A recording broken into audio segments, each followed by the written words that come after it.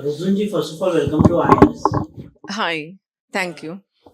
सबसे पहले आपसे जानना चाहेंगे कि अब जो कंट्रोवर्सी हो रही है कैंसर पेशेंट्स को लेके, तो आपको लगता है कि कैंसर एक इतनी खतरनाक बीमारी है और इतने लोग जो है आजकल जूझ रहे हैं इस चीज़ के ऊपर और इस चीज़ को एक मज़ाक सा बना रखा है लोगों ने?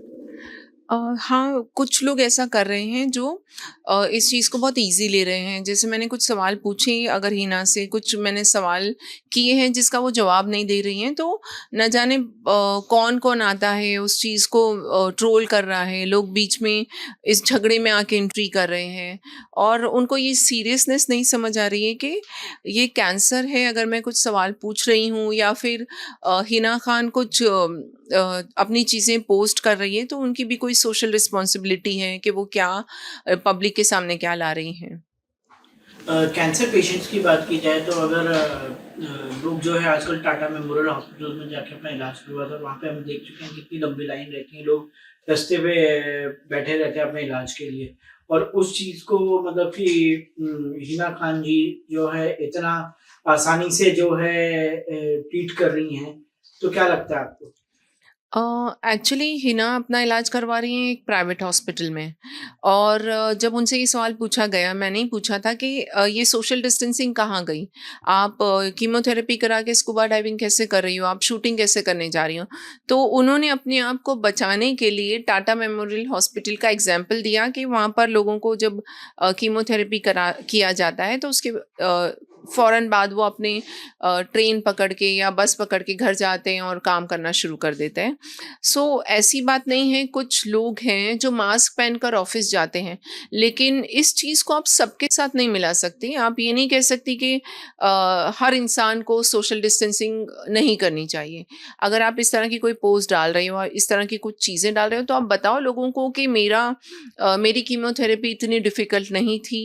मुझे कुछ दवाइयाँ दी गईं, उसके बाद मैं बहुत हेल्दी फ़ील कर रही थी, इसलिए मैंने स्कूबा डाइविंग कर ली। जबकि वो दिखा रही हैं कि उनका कैंसर है स्टेज 3 का और जो वो शो कर रही हैं, जो पोस्ट कर रही हैं, उसके हिसाब से ऐसा लग रहा है कि 0 स्टेज का होगा। सो चीज़ें मैच नहीं हो रही हैं उनकी। लोगों ने काफ़ी आपको भी ट्रोल करने लगे हैं कि मतलब कई सारे एक्टर एक्ट्रेसेस भी सामने आ रहे हैं कि मतलब आपको ट्रोल कर रहे हैं, अंकिता लोखंडे आ गई हैं, राखी सावंत आ गई हैं इसमें। तो क्या कहेंगे उसके बारे में? और ये लोग मुझे ट्रोल कर रहे हैं, क्या मैं कैंसर सर्वाइवर नहीं हूँ? इनफैक्ट मैं स्टेज 4 कैंसर सर्वाइवर हूँ। ये कोशिश कर रहे हैं हिना खान को बचाने के लिए, क्योंकि अब तक तो आप सभी समझ गए होंगे कि इतने इंटरव्यूज़ होने के बाद हिना खान गायब कहाँ है? क्यों सामने नहीं आ रही? जब कल या परसों उन्होंने कुछ पोस्ट किया कि तुम्हारे भी रजिस्टर खुलेंगे, इस तरह का कुछ डाला उन्होंने। वो भी उसके बाद डाला जब ऑलरेडी अंकिता लोखंडे मुझे बहुत ही गंदी लैंग्वेज में मेरे बारे में उन्होंने एक स्टोरी शेयर की। सो ये एक-दूसरे का सहारा ले रहे हैं, अपने आप को छुपा रहे हैं। सो ये बहुत अलग एक चीज़ पब्लिक के सामने आएगी और मुझे पता है कि अभी राखी सावंत आई है, अभी 2-4 लोग और आएँगे। तो इस चीज़ से मैं खुश हूँ। मैं चाहती हूँ कि लोगों को पता चले कि एक अकेली रोज़लिन खान एक सवाल पूछती है और पूरी इंडस्ट्री में से अलग-अलग ग्रुप में से लोग निकल के आते हैं हिना को बचाने के लिए, मगर मेरी तरफ से कोई नहीं खड़ा होता, जबकि मैं सच बोल रही हूँ। कहीं न कहीं कोई झूठ है जो छुपाया जा रहा है। एक पेशेंट रहता है या एक इंसान रहता है तो हर किसी की इम्यूनिटी सिस्टम बहुत डिफरेंट रहता है। तो आपको लगता है कहीं न कहीं हिना का इम्यूनिटी स्ट्रॉन्ग था इसीलिए वो ये सब कर रही हैं जो भी है, स्कूबा डाइविंग ये वो, क्या कहेंगे इसके बारे में? नहीं, इम्यूनिटी नहीं, मैं इसके लिए कहूँगी कि उनकी मेडिसिन कम रही होंगी। अ, जिसकी वजह से उनकी बॉडी पे इतना साइड इफ़ेक्ट नहीं हुआ होगा। क्योंकि कीमोथेरेपी से साइड इफ़ेक्ट्स बहुत ज़्यादा होते हैं, फ़ीवर आता है, नौसिया होता है, लूज़ मोशंस होते हैं। ये सब उनको होते हैं जो सीवियर स्टेज के कैंसर से गुज़र रहे हैं और जिनकी कीमोथेरेपी बहुत ज़्यादा स्ट्रॉन्ग है। सो या तो हिना ये कह दे कि उनका स्टेज बहुत सीवियर नहीं रहा है, जैसे स्टेज 3 नहीं रहा है, इसकी वजह से उनकी बॉडी में कम केमिकल्स गए और उनकी बॉडी हेल्दी और स्ट्रॉन्ग रही। या तो वो इस बात को कहें या फिर वो ये कहें कि उनकी बॉडी में स्टेज 3 कैंसर था, उनको डिफ़िकल्ट दवाइयाँ दी गई और उसके बावजूद उनके पास कोई चमत्कार था कि वो ऐसे घूम रही हैं, ऐसे वो स्कूबा डाइविंग कर रही हैं, वो इंटरनेशनल ट्रैवल कर रही हैं। तो 2 में से कोई एक चीज़ उनको एक्सेप्ट करनी पड़ेगी। आखिर आप क्या चाहते हैं कि हिना खान को क्या करना चाहिए? उनकी रिपोर्ट्स सामने लेकर आनी चाहिए कि क्या है कि डॉक्टर का रेफरेंस देना चाहिए कि क्या है? अ, ताकि और लोगों को भी हिम्मत मिल सके इस चीज़ के बारे में। देखो वो बड़े प्रचार कर रही है कि वो वो बता रही है सोशल मीडिया पे कि वो कैंसर के बारे में अवेयरनेस फैला रही हैं। सो आप जाके देखिए कि उसने क्या-क्या शेयर किया है। सिर्फ़ उसने इस तरह की चीज़ें डाली हैं कि आईब्रोज़ के बाल चले गए, फिर एक पोर्ट के वो डाल दिया उन्होंने। कोई भी मेडिकल चीज़ें शेयर नहीं की। जब हम कैंसर की बात करते हैं, तो हम मोस्टली कैंसर के इलाज के बारे में बात करते हैं, हम दवाइयों के बारे में बात करते हैं, हम उसके साइड इफ़ेक्ट्स के बारे में बात करते हैं, हम कैंसर जैसी बीमारी से कैसे बचा जाए वो बात करते हैं, ना कि हम फैंसी पिक्चर्स दिखा रहे हैं, रोज़ी रोज़ी पिक्चर्स लोगों के सामने फेयरी टेल टाइप्स का दिखा रहे हैं कि भई कैंसर ऐसे आता है और ऐसे छूमंतर हो जाता है, ऐसा नहीं होता।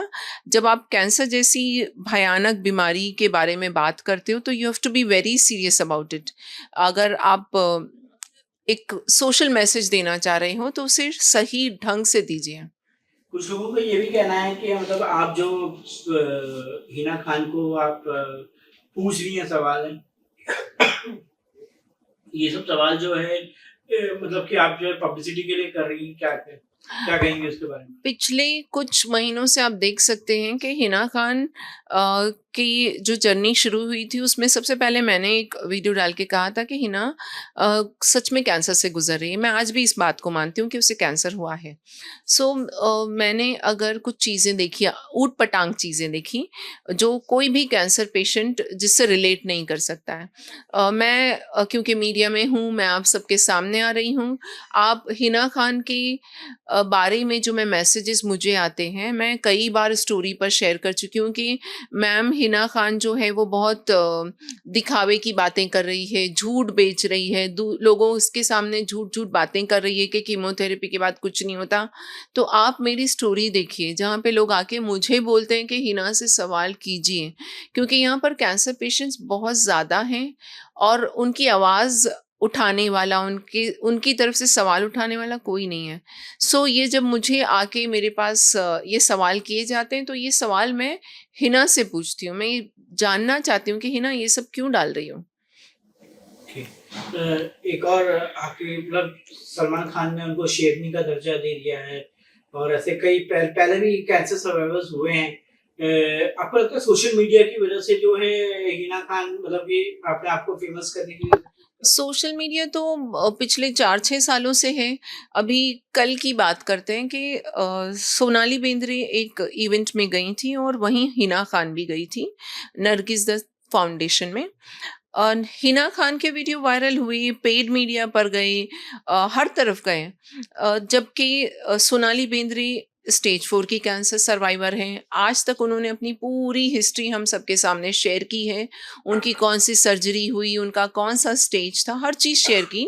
और आप देखेंगे कि एक ही इवेंट में उससे बड़ी एक्ट्रेस गईं, मगर उनका कहीं कुछ नहीं आया।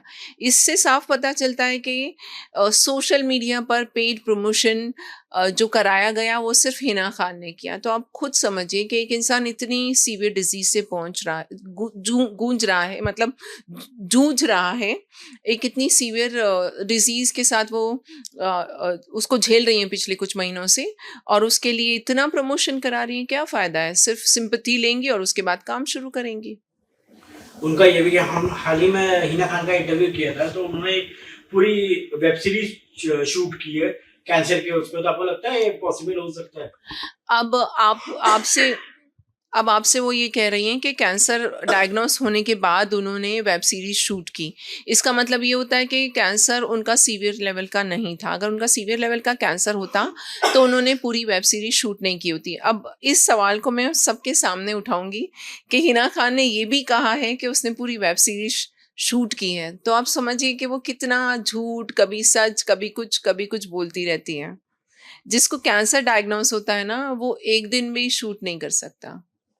उसकी मेंटल कंडीशन बहुत ख़राब हो जाती है। डेफ़िनेटली इनका कैंसर कोई छोटा-मोटा रहा होगा क्योंकि आजकल डॉक्टर हमें पहले से बता देते हैं कि इस कैंसर से आप इतने दिन में ठीक हो जाओगे। लास्टली ये हम आपका फ्यूचर प्रोजेक्ट्स के बारे में जानना चाहेंगे क्या-क्या फ्यूचर प्रोजेक्ट्स हैं? अभी क्योंकि मैं स्टेज 4 पर रही हूँ तो मुझे टाइम लग रहा है। मैं मतलब एकदम से ठीक नहीं हो पा रही हूँ। कई बार बहुत डाउन हो जाती हूँ, लो हो जाती हूँ। कई बार मेरे काफ़ी टेस्ट होते रहते हैं बीच-बीच में और मेरी बहुत दवा चल रही है और मेरे फेस पे बहुत स्वेलिंग है। मैं 20 केजीज़ मेरा वेट पुट ऑन हो गया बिकॉज़ ऑफ स्टेरॉइड्स। तो अ, एकदम से मैं फिर से स्ट्रगल करना, फिर से मीडिया में, फिर से शूटिंग के लिए जाना मुझसे नहीं हो पाएगा। मुझे थोड़ा-सा टाइम लगेगा, बट अभी मैं फ़िलहाल कॉमेडी लिख रही हूँ और मैं स्टैंड अप कॉमेडी में आपको नज़र आऊँगी। स्टैंड अप कॉमेडियंस की बात की जाए तो हाल ही में एक इंसिडेंट सामने आया है समय रैना का और रणवीर अलाहाबादिया का, जहाँ पे लेट नाइट शो में उन लोग गए हैं और उठ पटाख चीजें बोल रहे हैं जो लोगों को पसंद नहीं आ रही थी और चीफ मिनिस्टर ने उनके ऊपर केस कर दिया है, एफआईआर दर्ज कर दी है। तो क्या कहेंगे उसके बारे में? आपके आपको लगता है कहीं ना कहीं लिमिट रहनी चाहिए कॉमेडी की? हाँ, जैसे कि आप सबको पता है कि हमारी मूवीज़ के लिए सेंसर होता है, और भी ओटीटी पे हर जगह पर एक सेंसर बोर्ड है।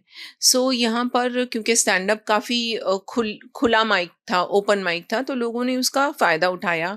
ठीक है, हम सब हँसते भी हैं, अच्छे प्रोग्राम्स भी होते हैं, अच्छे कॉमेडियन भी हैं, लेकिन इन्होंने उसका कुछ ज़्यादा फ़ायदा उठाया और बहुत ही अपशब्द यूज़ किए गए, जो शायद हम इमेजिन नहीं कर सकते। हम भारत देश में रहते हैं और हमारी सभ्यता अलग है, तो इन चीज़ों को हम बढ़ावा नहीं दे सकते। तो हमें इन चीज़ों को हमेशा रोकना चाहिए ताकि और गंदगी ना हो। सो जो भी किया गया है, एटलीस्ट सरकार ने सोच समझ कर कदम उठाया होगा और मैं सरकार के साथ हूँ।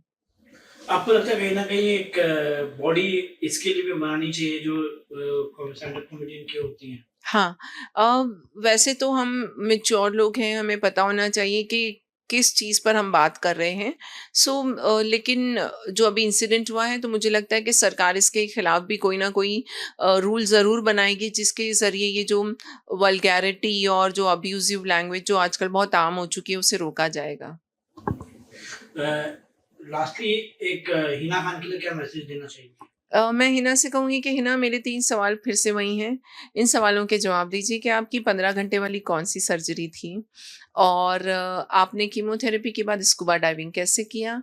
और अब आप लोगों को कब बता रही हैं कि ये कैसे आप इतना चमत्कारी ट्रीटमेंट आपने किया और इतने जल्दी कैसे आप रिकवर कर गईं, और इतनी सुपर मेजर सर्जरी के बाद आप कैसे स्लाइड करती हैं, कैसे ये सब स्टंट कर लेती हैं? क्योंकि आप सबके सामने ये कह रही हैं कि आप लोगों को इंस्पायर कर रही हैं, आप लोगों तक कैंसर पहुंचा रही हैं, कैंसर की इंफॉर्मेशन पहुंचा रही हैं। तो प्लीज़, अगर आपके पास कोई चमत्कार आ गया है, तो लोगों तक जल्दी से जल्दी पहुंचाइए, ताकि 20 लाख से ज़्यादा कैंसर पेशेंट एक बार में हिंदुस्तान में होते हैं और हर साल बढ़ते हैं।